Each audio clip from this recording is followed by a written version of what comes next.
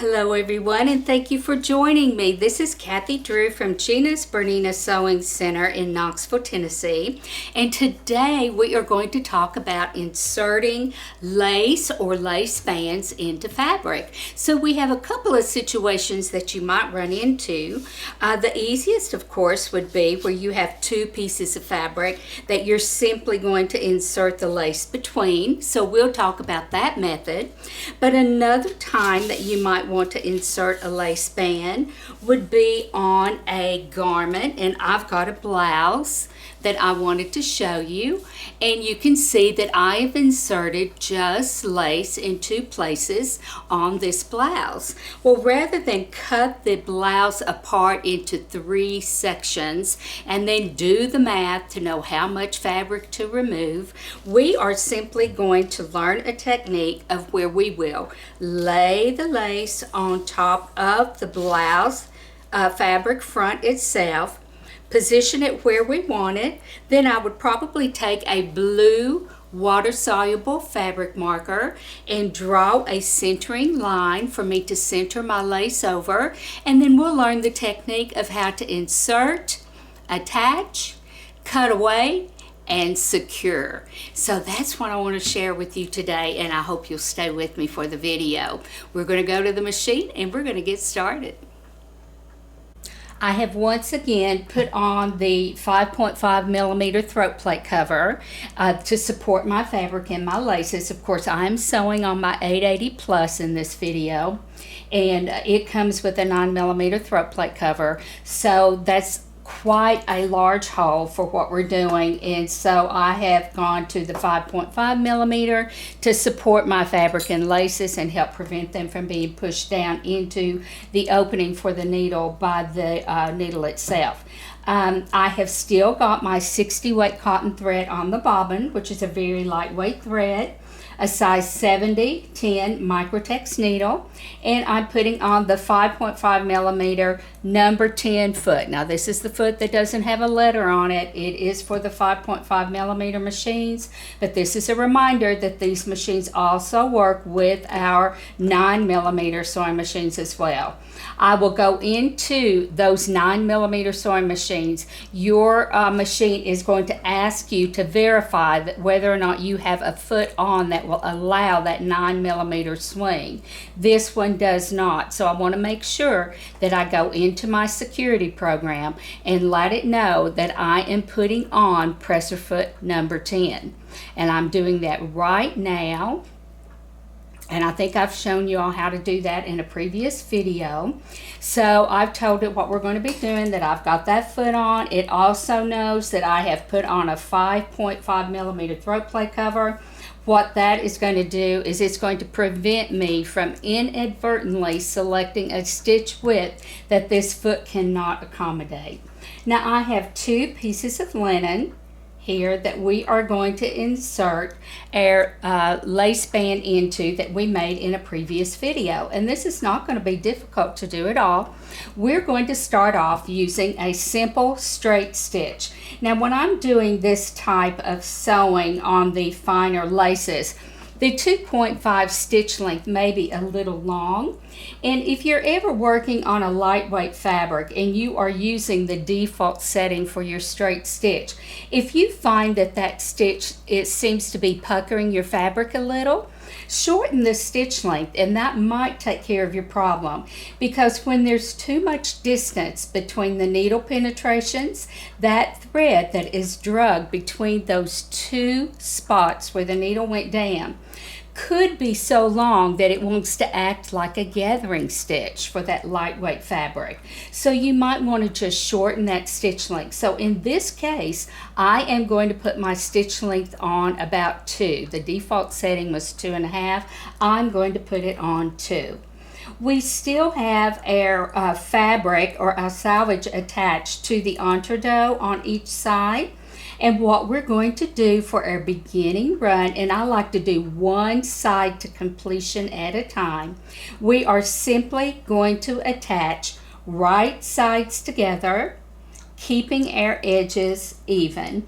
And when you're cutting those pieces of fabric, you want to take in consideration the amount of seam allowance that you want to add. And I generally just keep it the same amount as the width of the selvage that's remaining on my entredot.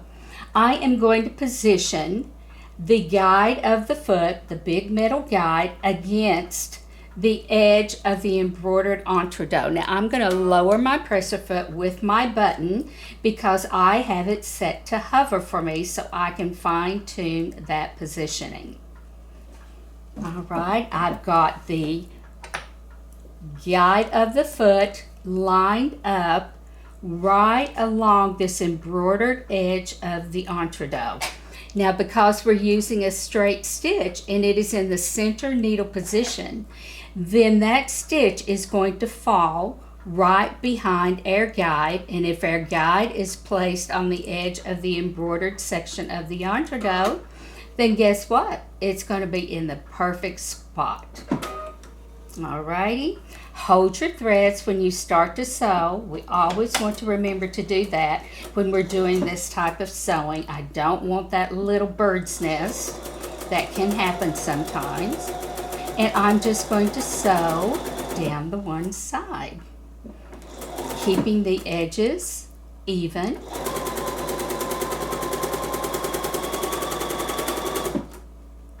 Very simple to do with this presser foot. This foot is a godsend for this type of techniques, and I'm going to be doing a video in the future just on this presser foot and all the many uses that you have for it. All right, once again, I don't like to use my auto thread cutter on my machine when I'm doing heirloom sewing, so I'm just going to clip these thread tails. So you can see we've got a straight line of stitching running right beside that embroidered entredot. Now what we need to do is finish off this edge of fabric in some way that it's not going to ravel. And I really don't like to fold it and do any kind of stitching on the right side. I want to keep that minimal as I can, so you won't see so much of it. So what I'm going to do is I'm going to show you two different ways that you can do this. The first way, what I'm going to do is I am going to position the guide again on that line of stitching, and we're going to move our needle position over on a zigzag to where the left swing of that zigzag will hit that straight stitch line. Now we don't want to go in and out of the entredot at this point. We are just going to create a small zigzag stitch that will secure those fabric edges, and then we will cut away and trim off the excess fabric close to those stitches, and then it can be pressed away to where it's not visible. All right, so I'm going to position it right back under the number 10 presser foot. And of course, if I were to start to sew a zigzag stitch right now, that zigzag stitch would actually be centered over our guide bar. In other words, half of the width of the stitch would go to the right of the guide, half of the width of the stitch would go to the left. What I want to do is select my zigzag stitch that I'm going to use, and I think I'll use a width of about 2.5, and I'm going to shorten the stitch length down from the default setting to 1. So width of 2.5, length of 1. Now you can see right away that my needle on the left swing of the zigzag is going to hit in my entredot, and where I want it to come down on the left swing is right directly on that straight stitch line that we use to attach the two pieces together. So keeping my eye on the needle, I'm simply going to move it to where the needle is now directly behind my bar, my guide bar that is in the foot. All right, and doing so, we are going to stitch, keeping the guide on the straight stitch line. And I'm going to look back here and check that and see. I think I could maybe go a little bit shorter on that stitch length. All right, I'm going to put it down to about a 1 point or about 0.9 because I want to give a good tight edge finish for after we trim it. Yeah, that looks much better. See how easy that is? This foot really makes guiding so easy for so many different techniques, not just for the heirloom sewing, where it's very beneficial, but for lots of other types of sewing as well. All right, so you can see I've got a nice little edge finish with that zigzag. I'm going to come along with my scissors and right along the edge of my stitching, I am going to trim. Now I'm going to pull the camera back just a little bit so maybe you can see a little bit better what I'm doing. There we go. Give me a little bit more room to have the fabric. And sometimes your needle actually leaves a little hole there along that outside edge of zigzag stitching, and you can actually use those tiny little holes as a guide for your trimming. Almost got it. And of course up here is where my stitch was a little bit too large and I've altered it. At this point, you would simply go to the iron and press that back out of the way of the lace band, and you will have it attached on that right side securely and with a finishing edge that won't allow it to fray or ravel. Now I'm going to show you another way on the opposite side. Once again, we'll use our straight stitch and attach close to the satin stitched edge.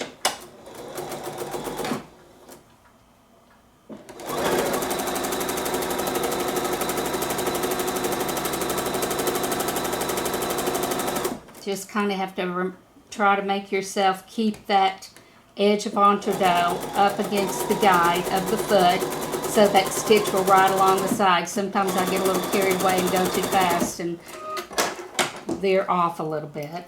Now this time what you can do is you can actually trim off, leaving approximately 1/8 of an inch of fabric along that stitched edge.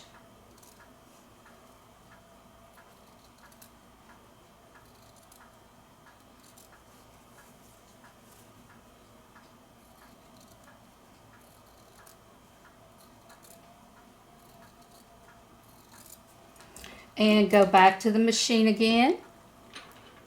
Use that zigzag stitch that we used earlier. If you need to widen it, you can, but we want the left swing of that stitch to hit our straight line of stitching and the right swing of the stitch to fall off the edge of our trimmed fabric. Let me see how that looks, and we've got it.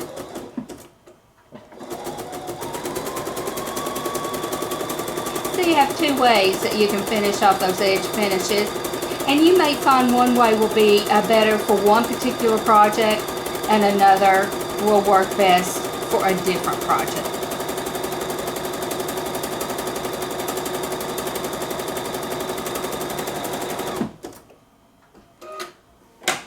And like I said earlier, I'm not going to use my thread cutter.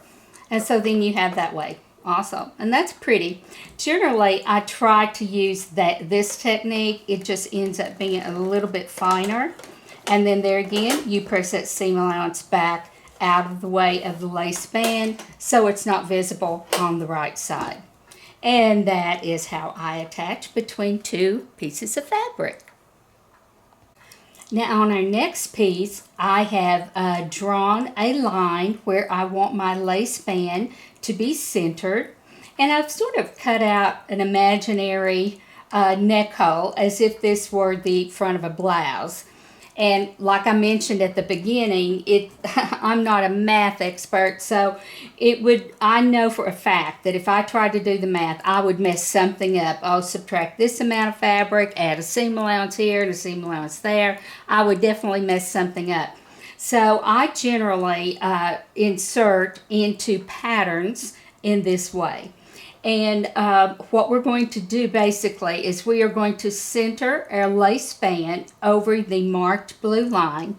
Now I used a water-soluble marker, and we don't have to worry about it because we're going to end up cutting this fabric away, so that will all be gone. But my favorite one is the EZ, and I don't know if you can see that on the pen, but it's EZ International. I love this pen, mainly because I am the world's worst to leave the cap off. And I get my mind on getting back to that sewing machine, and it never fails. I leave that cap off that pen. So I love to use this because it does not dry out as quickly as some of the others, and this tip stays hard, so you can get a really fine point for a long time. And so this is one of my favorites. I just recommend it. Now this type of water-soluble pen, you don't want to starch or iron heavily over it. I try not to do that after I've marked, and like I said earlier, this is going to be cut away, so we don't have to worry about it. But there have been times, I think, when people have actually scorched the liquid into the fabric and it's been difficult for them to get out. There might be a chemical reaction from when they spray their starch over it. So I try to be careful when I use it, and afterwards I thoroughly rinse it out with warm water to make sure it's all gone before I wash it or launder it or anything. So just a few little pointers on that. And I've used this for years, and I'm also a big quilter, so I also use this to mark my quilts for quilt patterns and things like that. So I love this pen. I have no problems with it. You just have to use it correctly. Okay, so I'm going to position the lace band with the wrong side on top of and against the right side of my fabric. And I am going to position it to where the blue line is running right down the center of your lace. Now, by all means, if you want to pin this a little bit to help you, you are more than welcome to do this. This is just a short little sample, so I don't think I'm going to have to pin it. And what I want to do is run a zigzag stitch, and I'm going to select a width of stitch that is just wide enough that it falls in the hole of the entredot and clears the satin edge of the entredot on the side that we've trimmed. And I forgot to mention that both sides have been trimmed off in preparation for attaching it. Okay, I will use that guide as a means of helping me guide along that edge on the number 10 foot. See, I had to use my presser foot lifting button again to braid. There we go. All right, now let's do a test. I think we're pretty good on the width. Let me clear my zigzag stitch and let me see where that needle is going to hit on both sides. I'm just going to take a couple of stitches. If you were doing this at home, you might want to run a little test run.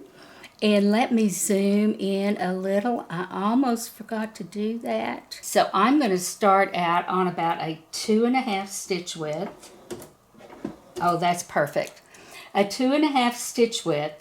And in order to make that left swing hit that little eye of the entredot, I moved my needle position 3 positions to the left of center. Now, I know that you might be thinking, oh my goodness, how am I going to remember all these things? Move the needle here, do. You have got to make yourself learn to utilize all these fabulous things that you have on your machine. Moving your needle position to achieve what you need in any sewing technique you do is such an advantage and will help you to create anything you want out of any stitch you want to use. So we have got it moved over to where the left swing is piercing the entredot hole and the right swing is falling off of that edge. So our stitch width is set at 2.5. The length is 1.5, and I move my needle position 3 positions to the left so that the left swing of the needle will hit in our entredot. And then I'm just going to guide as I go down, every now and then checking to make sure I have this lace band centered over my blue line. Try to be very light-handed and let the machine do all the work for you.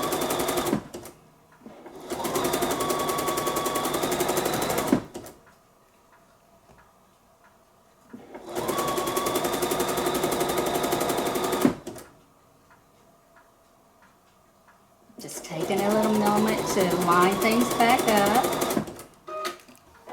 I'm going to clip my threads and I'm going to stitch my other side.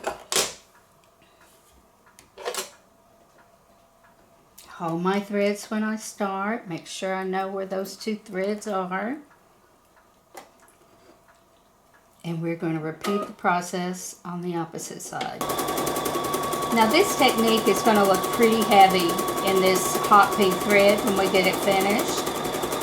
But when you are using the thread that matches the lace band, it will be invisible to the eye. Alright, so we have got the two sides attached with a zigzag stitch. Now I'm going to flip it over. And I would probably take mine to the iron if this was actually a project that I'm working on and smooth this down with the iron. Now I'm going to slide my scissors. Lots of people use the scissors that have the rounded tips so that they don't have to worry about clipping their lace. All right, and we are just simply going to cut on that blue line.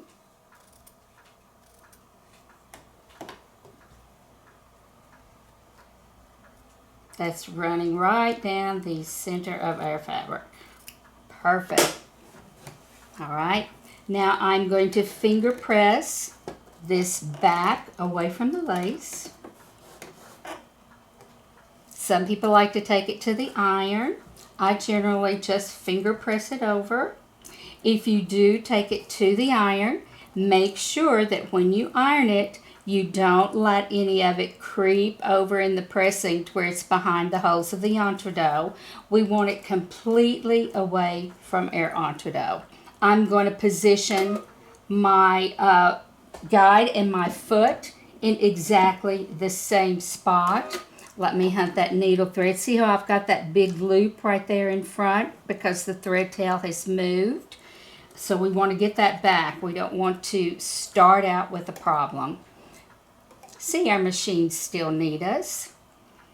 Going to place that guide right beside the cut edge of the entredoe.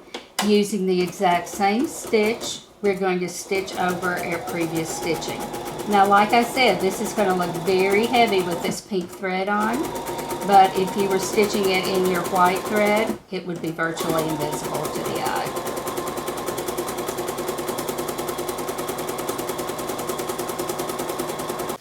I went ahead and changed my thread color because this side looks so heavy with that hot pink thread on it.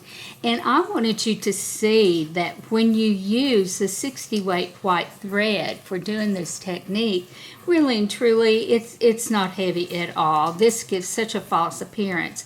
And I'm going to flip it over and let you see. This is where I've trimmed along this edge. And I left this flap on there just so you could kind of understand, you know, what I did.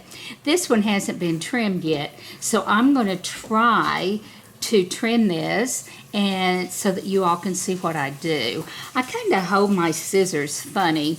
I flip my hand palms up when I'm holding my scissors, and I like to use a blade that's a little more substantial on the scissor, not something like this. You know, this is very tiny and it's very easy to poke those tips through.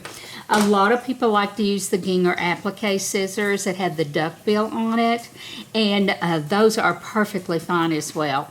But what I try to do is I turn my hand palms up with my scissors, and I put what is the top blade now, that since I'm holding the scissors palms up, I put that top blade, and you can see the difference. This top side is black, this is silver, and I slide it under, and then I just use the little holes that the needle makes when we do that zigzag stitch, and I just use those holes as a means of guide for my blade to rest on as I'm cutting.